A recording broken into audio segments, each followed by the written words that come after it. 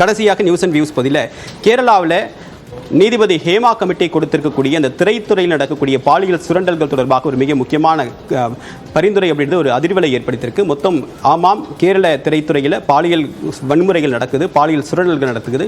குறிப்பாக பெண்கள் மீது, நடிகைகள் மீது நடத்தக்கூடிய இந்த பாலியல் வன்கொடுமை அப்படின்றது மிகப்பெரிய அளவில் இருக்குது. இதுதான் முதன்மையானதாகவும் இருக்குது அப்படின்னு சொல்கிறாங்க. பொதுவாக அனைத்து துறைத்துறையினரும் குற்றம் சாட்டல் அப்படின்னாலும் கூட ஒரு மாஃபியா கூட்டம் அங்கே இருக்குது. அவர்களை மீறி புகார் கொடுப்பதற்கோ அல்லது நடவடிக்கை எடுப்பதற்கோ எந்த விதமான நடிகைகளும் முன்வர மாட்டேன்றாங்க அப்படின்ற கருத்தை காட்டமாக முன் வச்சிருக்காங்க.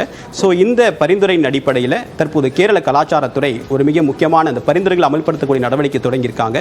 இதே இடதுசாரி அரசு தான் இந்த குழுவை அமைச்சது அப்படின்றது கவனிக்க வேண்டிய விஷயம். தற்போது அவங்க அந்த நீதிபதி கொடுத்திருக்கக்கூடிய பரிந்துரையை நடைமுறைப்படுத்த தொடங்கியிருக்காங்க.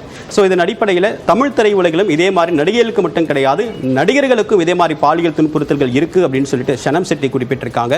ஸோ வரக்கூடிய நாட்களில் சம்பந்தப்பட்ட திரைத்துறையில் மிகவும் பிரபலமான நடிகர்கள் இது தொடர்பான புகாரை வெளிப்படையாக சொல்லுவாங்களா, அரசு என்ன நடவடிக்கை எடுக்க போகுது அப்படின்னு பார்க்கலாம்.